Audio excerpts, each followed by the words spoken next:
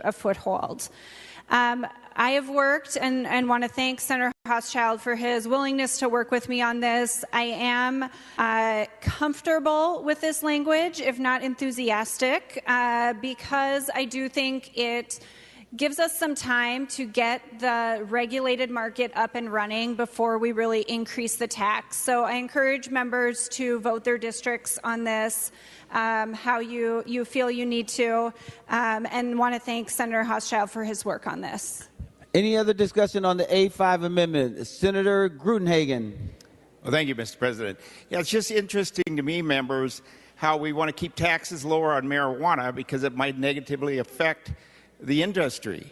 Maybe if we applied that to the rest of the state, we might see a faster growth in the private sector. Does seem like a little bit of hypocrisy, although I'll leave it up to each member to decide. Thank you, Mr. President. Senator Nelson.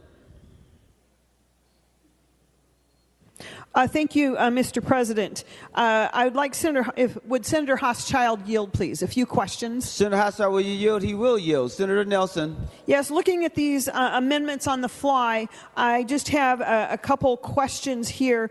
Number one, what is the distribution and how are you changing that? I understand the A5 is increasing the tax from 10 to 12%. I'd like to know about the distribution of that additional 2%.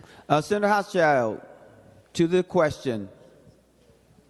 Thank you, Mr. President. It's the same distribution as the 2% from 8% to 10%. It just adds on to 12%. And it's distributed by number of licenses equally to county and cities. Overall, it's 30% of the overall gross receipt tax. Senator Nelson. Thank you, Mr. President. There also is some language in the bill or in your amendment. I'd like you to describe, so members have that in front of them, lines 1.11 through 1.14 on your amendment. What is being deleted, not just the number B, but what language is being deleted and what is being inserted in line 1.11, 1.12, 1.13, and 1.14. Senator Hochschild, to the question. Thank you, Mr. President and Senator Nelson. So some of the lines that you're describing just reorder some of the lettering, and then the other change is just changing and clarifying that now that we're going up to 12%, the local governments will get 30% from 25% of the local gross receipts tax. Senator Nelson. Thank you, Mr. President, and Senator Hochschild. And then on line... Are you asking him to continue to yield? Thank you, Mr. President. Senator Hochschild, will you yield? He will yield. Senator Nelson. Thank you, Mr. President. And then for clarity for the body, what is being deleted? 75 is now being replaced with 70. Senator Hochschild. Senator Hochschild. Thank you, Mr. President. Thank you, Senator Nelson. So again, what we're doing here is we are increasing the gross receipts tax from 10% to 12%, and that paragraph, the lines that you are describing, further clarifies that the local governments will then get, the general fund that's not going to local governments will get 70% rather than 75%, because the local governments will now get 30%. Senator Nelson. Thank you, Mr. President. And one final question, if the senator would yield, please. Will you yield? He will yield. Senator Nelson. Thank you. So the genesis of these questions is I would like to know in total if the ratio is changing. So in other words, the 2%, the added 2% tax, I want to know, is it continuing to be distributed as in the bill prior to this A5 amendment? Or you may have answered this, is one entity getting less of the additional 2%, or the additional 2%? Just describe how that is being distributed, please. Senator Hochschild. Thank you, Mr. President. Thank you, Senator Nelson. The formula is staying the same before the amendment. However, local governments will now get more money as a overall percentage because of the taxes increasing. I hope that answers your question. Senator Nelson. Thank you, Mr. President. And Senator Hochschild, I appreciate that. I needed to know that regarding the formula. Thank you. Senator Duckworth. Thank you, Mr. President. Would Senator Hochschild yield for a question? Senator Hochschild, will you yield? He will yield. Senator Duckworth. Thank you, Mr. President. Thank you, Senator Hochschild. And I apologize. A few numbers and percentages be thrown around, so the question's fairly simple. What is the maximum tax threshold that this amendment would allow for as it relates to taxing cannabis? Senator Hochschild. Thank you, Mr. President. Thank you, Senator Duckworth. The gross receipts tax would eventually have a maximum tax of 20%. Senator Duckworth. Thank you, Mr. President, and thank you, Senator Hochschild. I appreciate that, and I would direct members' attention to a letter in our packets from Americans for Prosperity. Toward the end of that letter, in bold, they state that studies show that the legal market can only compete up to a taxable threshold of 15% before consumers divert their business to the illicit market. And so I think, other than the mentions mentioned by Senator Gruenhagen earlier as it relates to taxes and keeping them low, I think there might be another reason or another discussion regarding tax rates and how we might approach the taxing of cannabis here in the state and whether or not we allow it to get up to 20%. I think states like California serve as a good example for this. The business of doing cannabis in that state has become so expensive that some reports estimate that only 20% of the cannabis market there is actually being conducted legally, and that 80% is being conducted in the illicit market because the costs, whether it's to get a license or the taxes involved, are so expensive and burdensome that it's forcing a lot of folks into the illicit market. So, Mr. President, I'll wrap up by saying, we're going to continue to have a conversation and debate regarding the legalization of cannabis and such. But we have to be mindful and learn lessons from other states that if the state of Minnesota approaches this and makes it so expensive and so costly and adds so much tax to it, that we might have the unintended consequence of exacerbating that illicit market even more, which we know is not going to go away entirely. Thank you. Senator Umu Verbatim. Thank you, Mr. President. I don't support this amendment. I believe that the tax rate on this bill is very important to get right. We want to make sure that we're moving from an illicit marketplace that we currently have to a regulated one, and that the tax rate is helping us create that new regulated market, that it's paying for that. We need to make sure that our local municipalities have funds as well to do that enforcement, and Senator Port has taken those amendments throughout this committee process to ensure that we have those funds.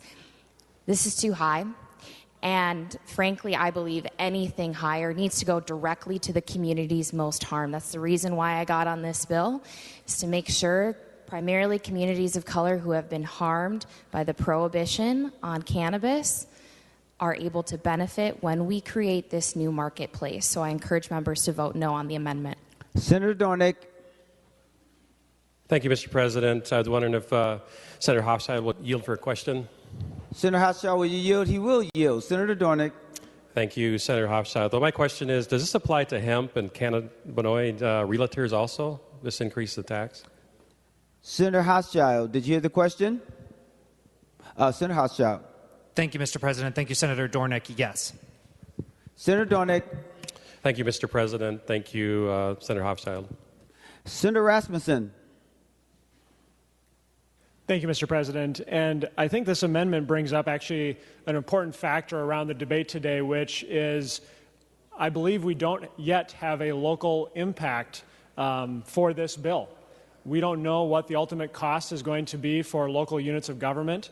And I think this amendment brought by Senator Hochschild is an acknowledgement that there will be additional costs for local units of government. But at least as far as I know, we haven't received any detailed analysis on what that cost would be. And so I think this is another reason why we're not ready for this bill today. And you can pick a number, but without the information on what this is actually going to cost local units of government, I don't think this fixes their problems. Senator Aaron McQuaid. Thank you, Mr. President, and I really just want to reiterate what Senator Umu Verbatim said. In 1994, John Ehrlichman, who was President Nixon's domestic policy advisor. He admitted in an interview that they couldn't make it illegal to be black or to be against the war, but we could get the public to associate blacks and hippies with marijuana and heroin, and we could criminalize both heavily. We could disrupt their meetings and their communities. We could arrest their leaders. We could raid their homes, and we could vilify them night after night after night on the news. And so when Senator Uma Verbaeten talks about if we're going to have more money come from the taxation on adult use cannabis, we like the harm that was caused, the costs, if you want to talk about human costs, are those communities that were disrupted, the people who were vilified night after night after night on the news. He ended by saying, did we know we were lying about the drugs? Of course we did. And so we have in front of us a bill to try to repair that harm. And if we're going to have more money come out from the taxes of the adult use cannabis, it should go to repairing that harm. So I encourage a no vote on this. Thank you so much, Mr. President. Senator Nelson. Senator Pratt. Thank you, Mr. President. Would Senator Marty yield for a question? Senator Marty, will you yield? He will yield. Senator Pratt. Thank you, Mr. President. Senator Marty, a local impact note has been requested, and according to Senator Hochschild, this is supposed to help cover the costs that cities and counties will incur. Can you tell me, based on that local impact note, whether or not this is enough to cover those costs? Senator Marty, to the question.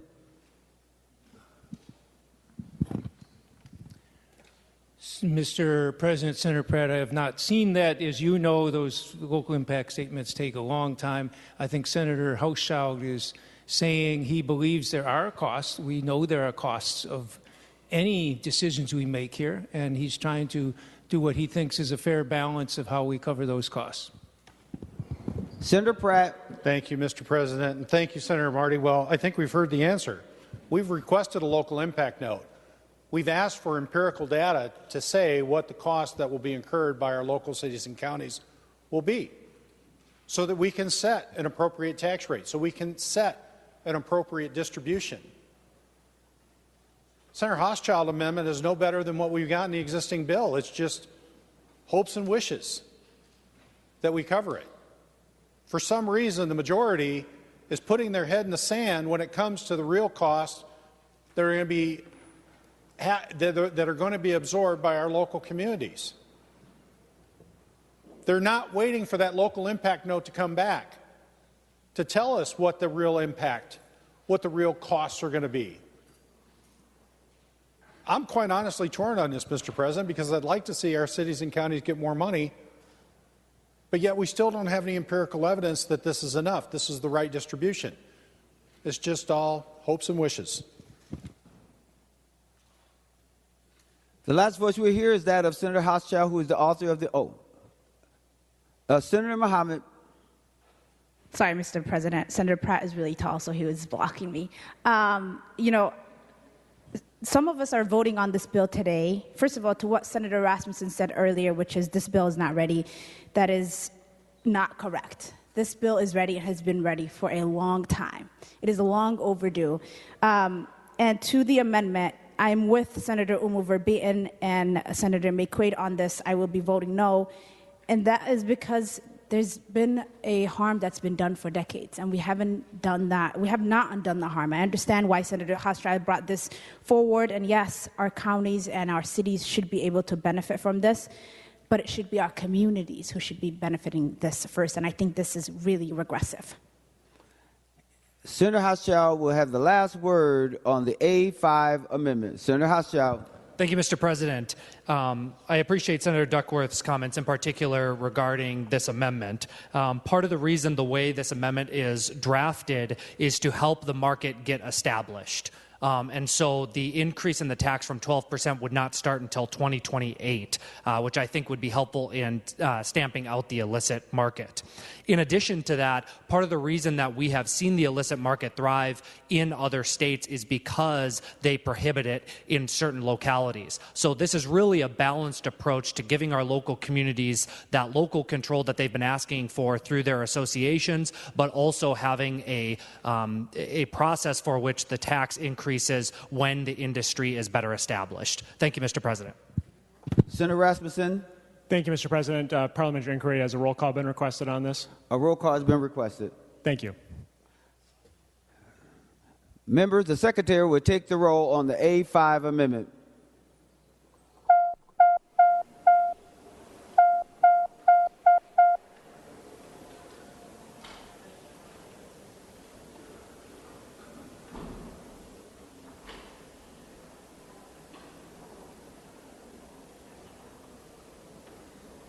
Members, please vote.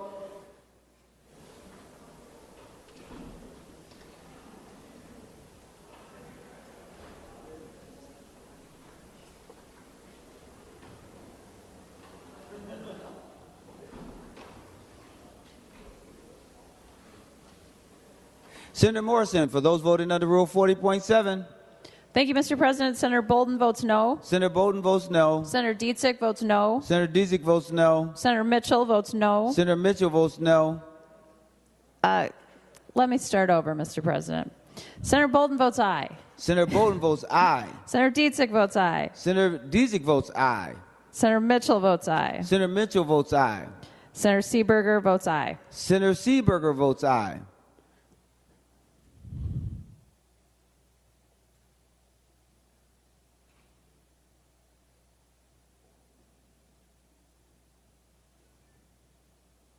Members, please vote.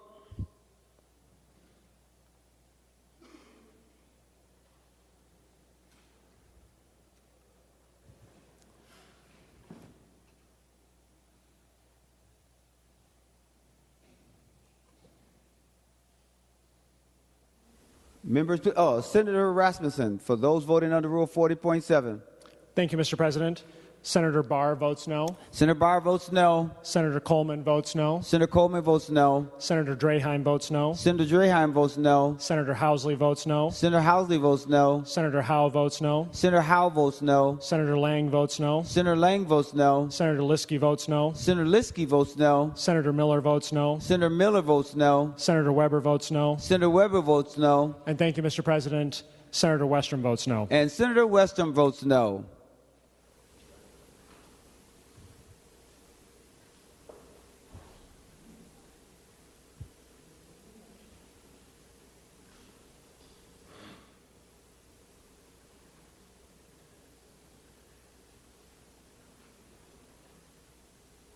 Senator Anderson, are you planning to vote?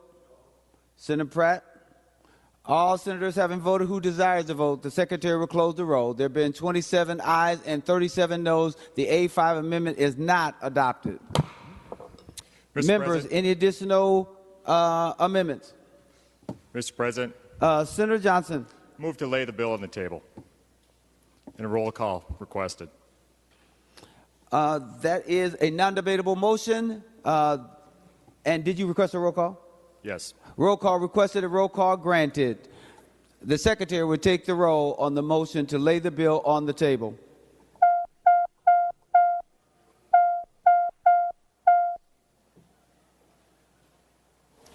Members, please vote.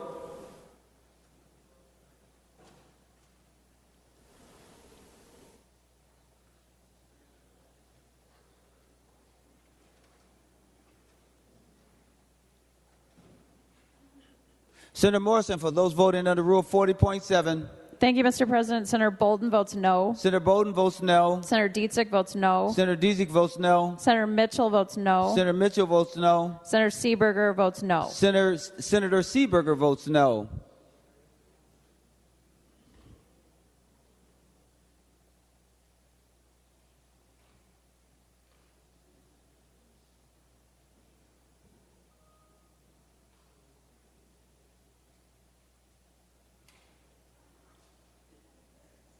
Senator Rasmussen, those voting under Rule 40.7.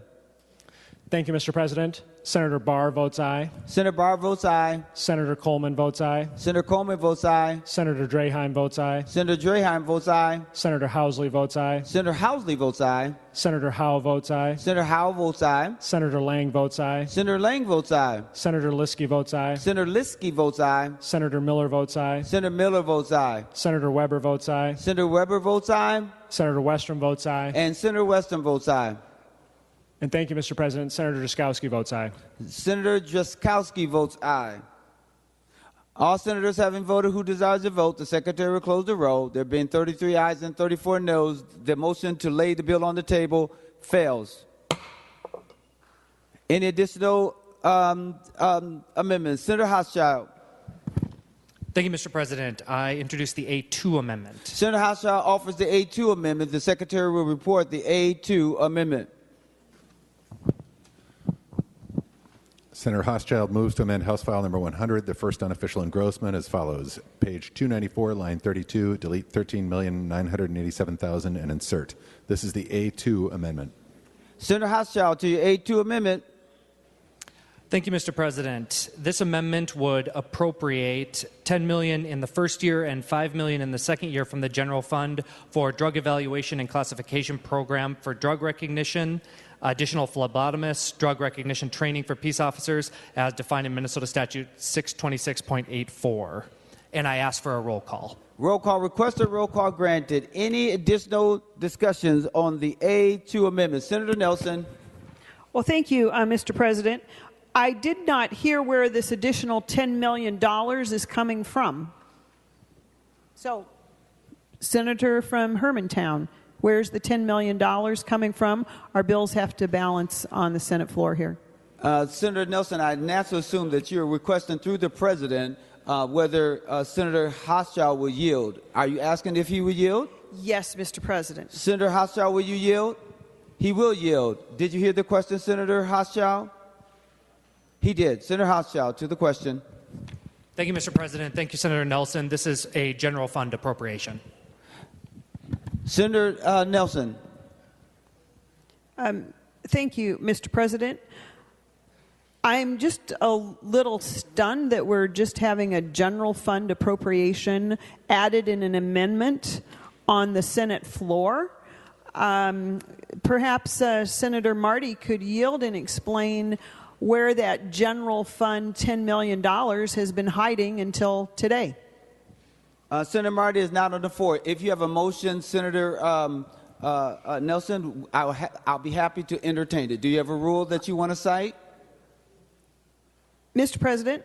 Yes, Senator Nelson. I will find the rule for you, and we will cite it. This is unprecedented to have a $10 million general fund expense show up in an amendment without being paid for. Let me find the rule, Mr. President. Senator Port. Thank you, Mr. President and members. I encourage a yes vote on this. Having talked with law enforcement and Senator Hochschild, this is an additional investment in the drug recognition officers to help make sure that our roads are as safe as they can be. I encourage a yes vote.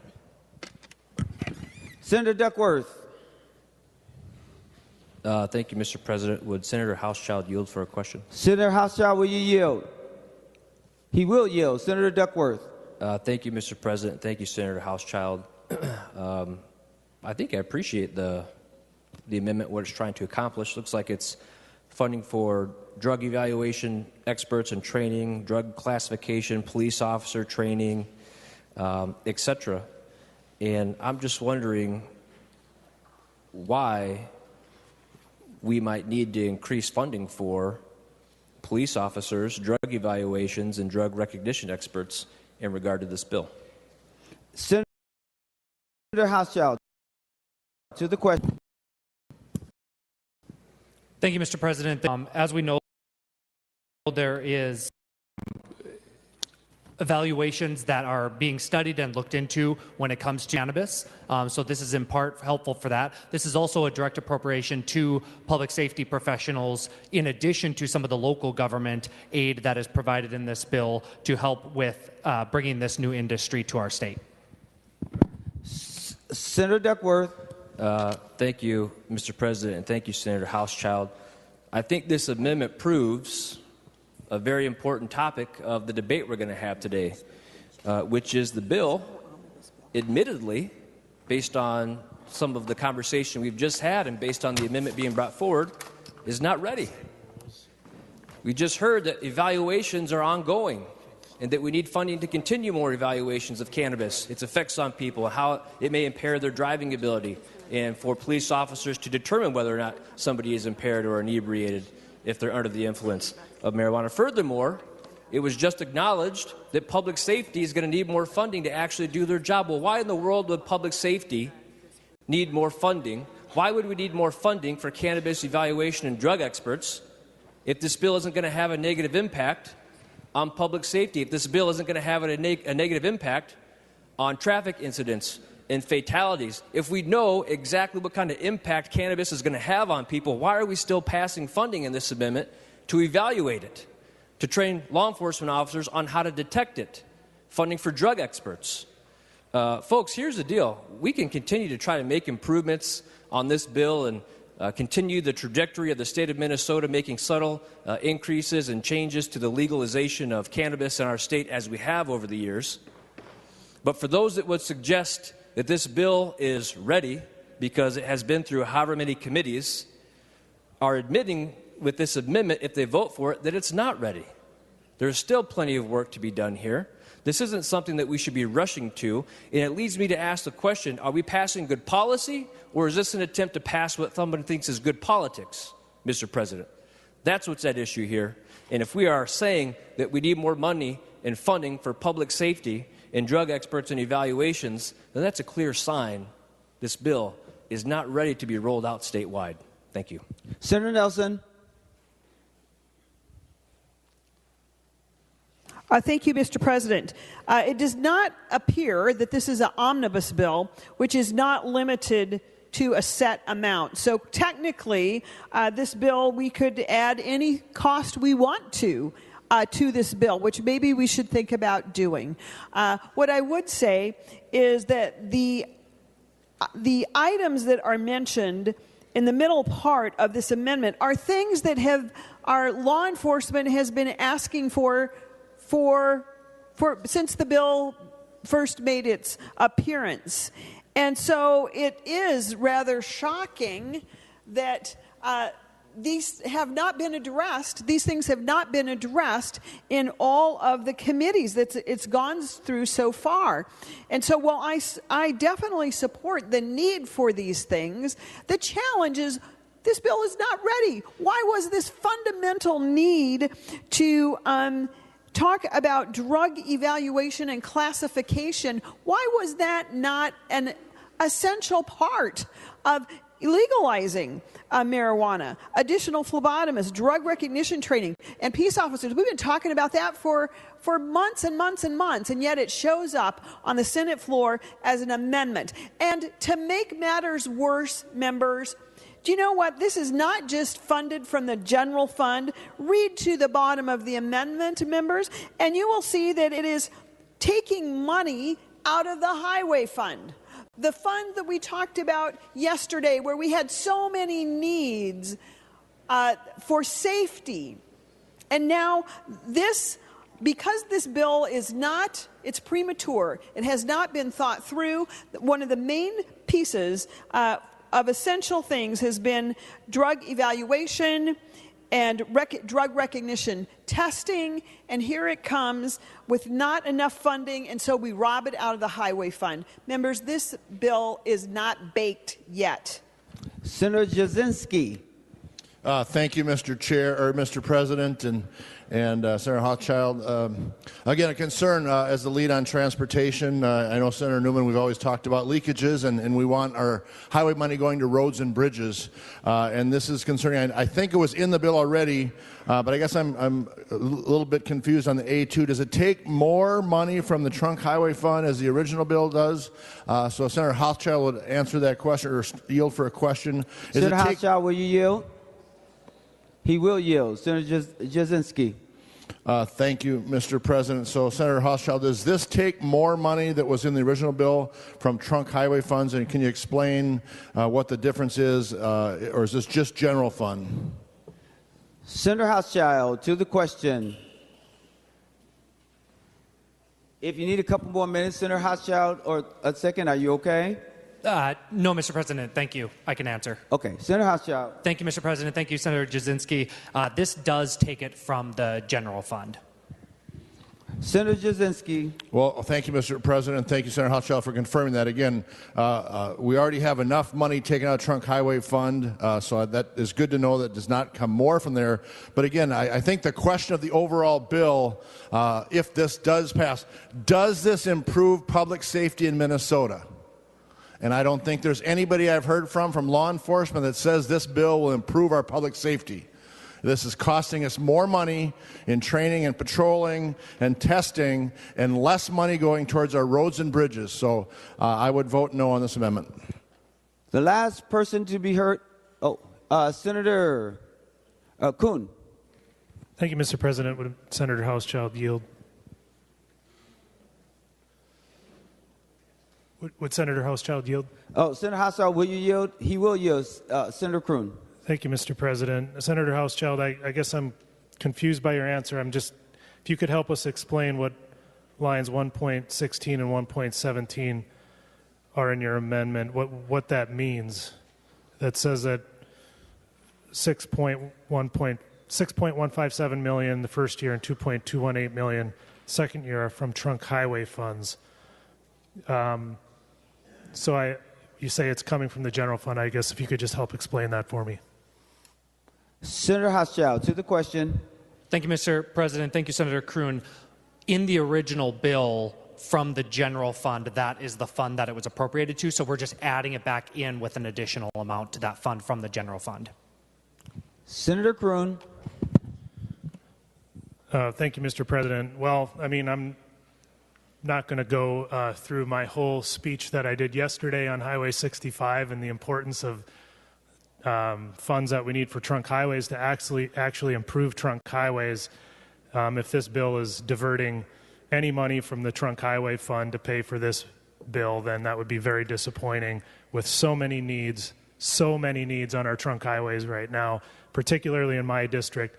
The quality of life is being affected, and we're diverting trunk highway funds from what we should be using it for, which is improving our trunk highways. To this, it's very concerning. Thank you, Mr. President. Any additional discussion before I go to the bill? The amendment author.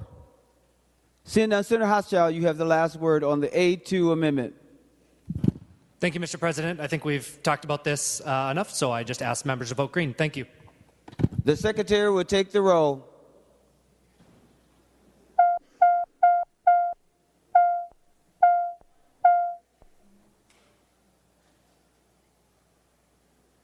Members, please vote.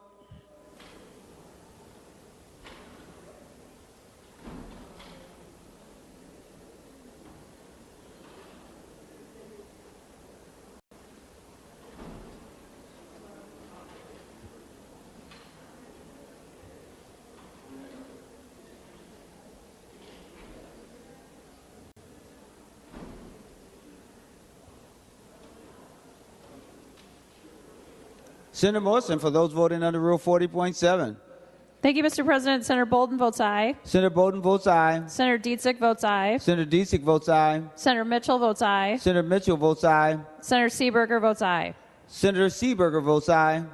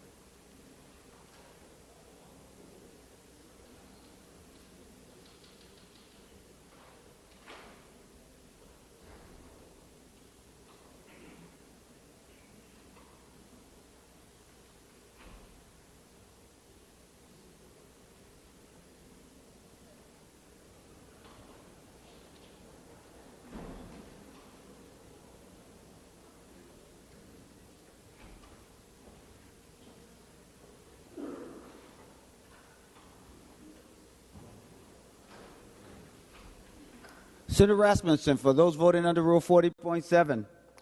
Thank you, Mr. President. Senator Barr votes no. Senator Barr votes no. Senator Coleman votes no. Senator Coleman votes no. Senator Draheim votes no. Senator Draheim votes no. Senator Housley votes no. Senator Housley votes no. Senator Howe votes no. Senator Howe votes no. Senator Lang votes no. Senator Lang votes no. Senator Liskey votes no. Senator Liskey votes no. Senator Miller votes no.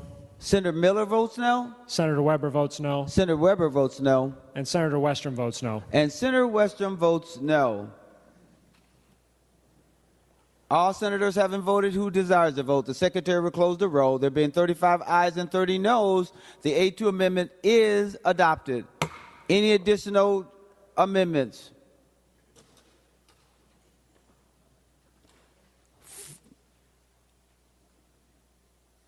Senator Hoffman? Thank you, Mr. President. I have the A13 amendment. You have the what? A13 amendment. Senator Hoffman offers the A13 amendment. The Secretary will report the A13 amendment. Senator Hoffman moves to amend House File Number 100, the first unofficial engrossment as follows. Page 296, line 19, delete $4 million and insert. This is the A13 amendment.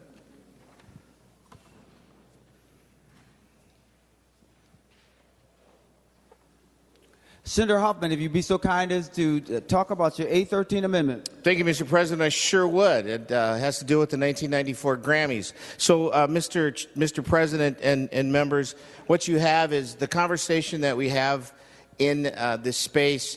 We had set aside money for prevention, treatment, and recovery. All this does is it moves, instead of the $4 million, it turns that to $5,500,000, and then does one other line that moves that to $5,500,000. Addiction is addiction is addiction. And when you're setting something up, we wanted to make sure that there's a base in place. I sure hope the author takes this as a friendly amendment, and please vote yes. Senator Port. Thank you, Mr. President. Senator Hoffman, looking at this, I know your passion for this area, and I appreciate your work on this. I am willing to accept this as friendly. Senator Duckworth. Thank you, Mr. President. Would Senator Hoffman yield for a question? Senator Hoffman, will you yield? He will yield. Senator Duckworth, and if you'll be so kind, Senator Duckworth, to bring that mic up. Senator Duckworth. Will do, Mr. President, and thank you, Senator Hoffman. It's a friendly question. I just want to make sure I understand the amendment correctly. The amendment, does it call for an increased amount of funding for treatment, prevention, and recovery? Senator Hoffman, to the question. Thank you, Mr. President. And to the good senator from the southern part of the metro area, the answer is yes, but it doesn't take and move the target. So thank you. Senator Duckworth. Thank you, Senator Hoffman. I greatly appreciate that. And it goes without saying that there are a few in the Minnesota Senate that have such a commitment to helping those in need as it relates to things like prevention, treatment, and recovery as Senator Hoffman. And again, I would just point out to the body what these amendments are telling us about the impact of passing this bill. If we are passing or adding amendments to the bill to increase funding for things like law enforcement, to increase funding for things like drug evaluation, if we're passing amendments to increase funding like things for the prevention, treatment, and recovery of substance use or abuse, what does that tell us about the very bill that's before this body?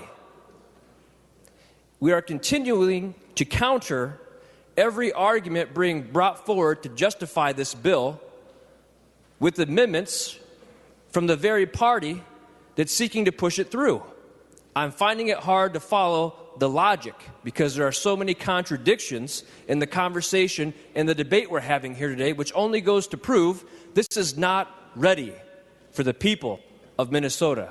Let's take the time to get this right, Mr. President. Thank you. Senator Port. Thank you, Mr. President. I ask for a roll call. Roll call requested. Roll call granted. Senator Rasmussen. Thank you, Mr. President. And I appreciate Senator Hoffman offering this amendment to give us a chance to talk about the impact that this bill is going to have on substance use disorder in the state of Minnesota. When we had this bill before the Senate Human Services Committee, one of the questions that we asked of the Department of Human Services was, as a part of their fiscal note, which I believe was pending at the time, would they be analyzing the secondary effects that this bill would have on substance use disorder in the state of Minnesota? And their answer at the time was no. I don't think that answer has changed. And so again, this bill is before the body without a thorough analysis that's done on what the cost will be to the state of Minnesota, to local units of governments, and to families who will be facing substance use disorder. And Mr. President and members, I think, and we'll talk about this perhaps later, this is going to be not just allowing cannabis dispensaries to be open, allowing retailers to be open, but the low potency licensure in this bill could be putting cannabis products on the menu at bars and restaurants. It could be putting cannabis products in our grocery stores and convenience stores and exposing millions of Minnesotans to cannabis products who are not specifically seeking it out.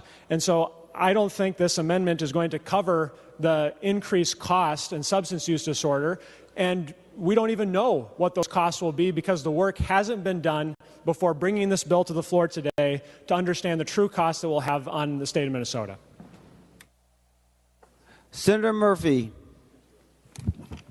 Thank you, Mr. President, and thank you, members. Prohibition does not mean that people aren't using cannabis. What it means is that people are using cannabis that is growing less safe, and people are getting hurt. When we regulate the use of cannabis by making it legal, the product will be safer. People will use it as they are now, and people who use it and need support because of substance abuse disorder will get that help.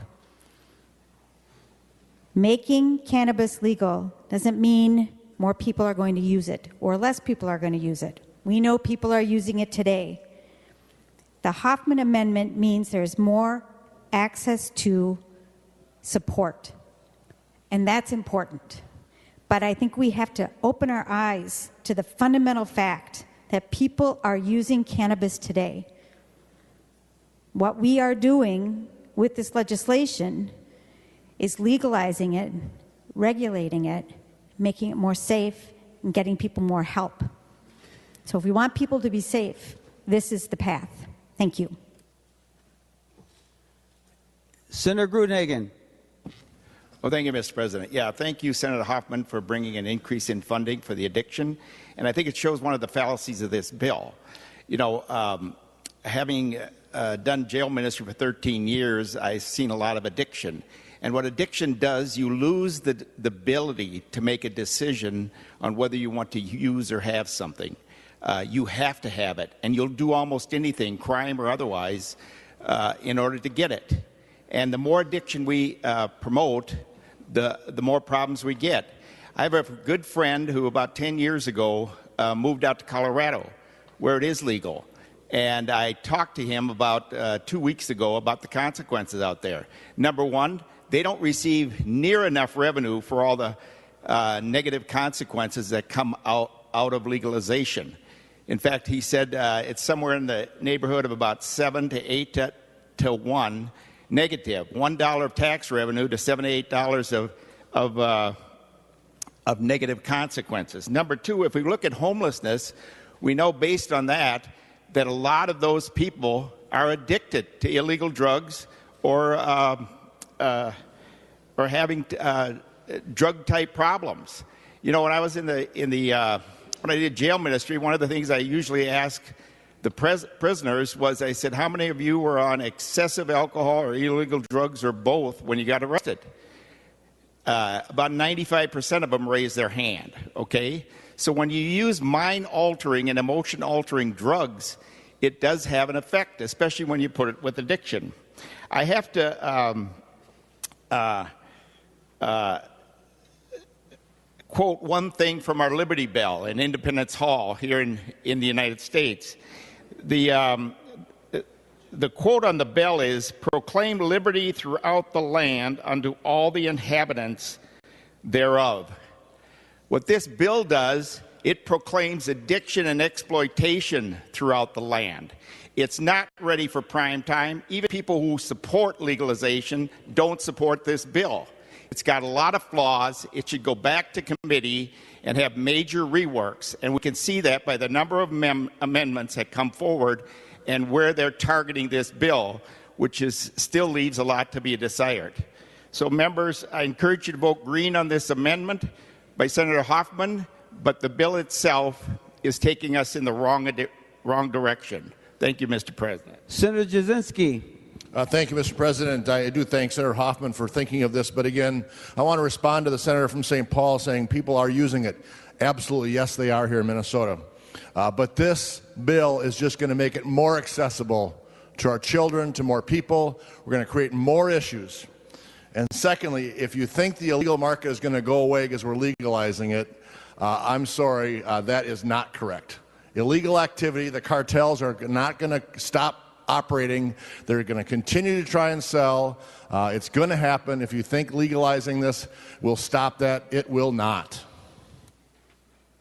Senator Hoffman is the author of the amendment. He gets the last word if he has anything else he wants to say. Senator Hoffman, he has no other words. The secretary will take the roll on the A13 amendment.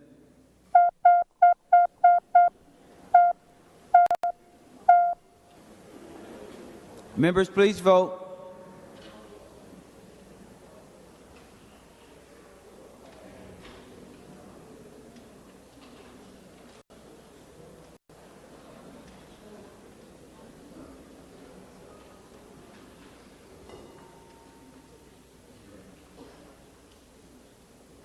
Senator Morrison, for those voting under Rule 40.7.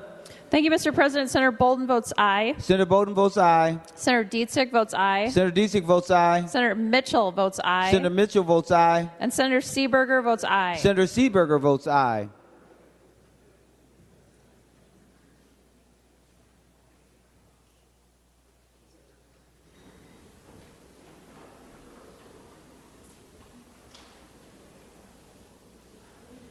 Members, please vote, and remember, you're not supposed to be at other members' desks talking.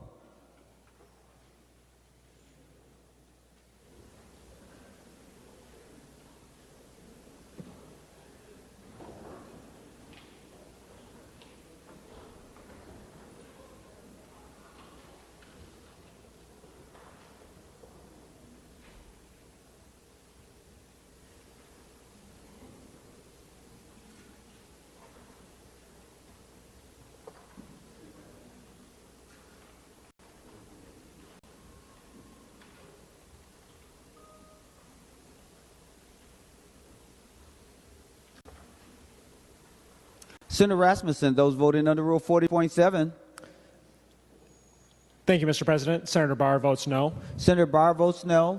Senator Coleman votes aye. Senator Coleman votes aye. Senator Draheim votes aye. Senator Draheim votes aye. Senator Housley votes aye. Senator Housley votes aye. Senator Howe votes aye. Senator Howe votes aye. Senator Lang votes aye. Senator Lang votes aye. Senator Liskey votes aye. Senator Liskey votes aye. Senator Miller votes aye. Senator Miller votes aye. Senator Weber votes aye. Senator Weber votes aye. And thank you, Mr. President. Senator Westrom votes aye. And Senator Westrom votes aye. All senators having voted who desires to vote, the secretary will close the roll. There have been 65 ayes and 1 no. The A13 amendment is adopted. Any additional amendments? Senator Duckworth. Mr. President, I don't have an amendment. I'm just wondering if the bill's author would yield for a question. Senator, she will yield. Senator Duckworth. Thank you, and members, if I can just remind you, it's kind of hard to hear up here, so if you're not talking directly in your mic, I have difficulty hearing you. So I'm sorry if I just keep reminding you of that by putting my hand up to my mouth. That's just to remind you. So thank you, Senator Duckworth. No, thank you, Mr. President, and thank you, Senator Port. You know, much of the discussion today, and I'm sure much of the discussion that occurred in committee, had to do with looking at other states that had legalized cannabis, whether it varies from this bill, but in principle is somewhat similar, and trying to learn some lessons from what has happened in those states since cannabis was legalized. And I know that that's obviously something that many of us are concerned about or may have questions about here in the state of Minnesota. What potentially would happen? So my question is this. I'm just curious if anywhere in the bill it calls for a study that would look at any increases or changes to things such as public safety and crime rates, traffic incidents and fatalities, use by minors and those under 21, any negative impacts on mental health, and the impact the bill has on the illicit market. That's the question, Mr. President. Senator Port, are you ready? Senator Port, to the question. Thank you, Mr. President, and Senator Duckworth. Yes, if you look at page 250.1, it talks about a baseline survey that we are doing to understand current levels so that through the studies that we do as legalization progresses, we will learn both about traffic, about usage. We are planning to study underage usage now and after legalization so that we understand the impacts through this process. There are multiple studies in this bill that do exactly that. Senator Duckworth. Thank you, Mr. President, and thank you, Senator Port. I greatly appreciate that. Would she yield for one more question? Senator Port will yield. Senator Duckworth. Thank you, Mr. President and Senator Port. I greatly appreciate you having that in the bill. I think a baseline study of where we are and how this is going to impact the state and the citizens of our state is extremely important. The question I have is, does anywhere in the bill it say what will happen or how the results of said study will be utilized to impact or change laws? So really what I'm asking is, if we are finding very significant negative and detrimental impacts regarding public safety, regarding traffic and traffic fatalities, regarding the use, especially the use of minors or those under the age of 21, if we're seeing a sharp increase in mental health issues as a result of this study, does that then, in a part of this bill, require the legislature to make changes that would protect and safeguard our citizens? Thank you. Senator Port, to the question. Thank you, Mr. President and Senator Duckworth. I have sort of two answers to that question. First, I'll say no, there aren't specified changes that we have to make based on results of a study. We don't know what the results will be because we don't know what the results will be, so we can't make responsible plans for how to potentially make those changes. However, those reports are required to be delivered to the legislature for us to study and look at. They're also required to be delivered to the Office of Cannabis Management, which has some rulemaking ability around the number of licenses, around requirements around potency that the Office of Cannabis Management is allowed to make in reasonable ways based on science and safety. So there are many opportunities. The numbers or the studies are sent back to both the Office of Cannabis Management and the legislature to ensure that we have the information. What we do with it after that, Senator Duckworth, is up to us. Senator Duckworth. Thank you, Mr. President. Thank you, Senator Port. I greatly appreciate it, and I couldn't agree with you more with the very last thing you said. In the future, whoever that legislature happens to be, if we get the results of this study and they show that this maybe hasn't played out or had the impacts that we thought it might, if it shows negative impacts to things like public safety, traffic fatalities, use of minors, mental health, etc., I can only hope that then the legislature takes action to correct or modify or add some safety measures if that study shows and proves that they're necessary and required. Thank you. Senator Grudenhagen. Oh, thank you, Mr. President. If Senator Port would yield for a question. Senator Port, will you yield? She will yield. Senator Grudenhagen. Oh, thank you, Mr. President. Thank you, Senator Port.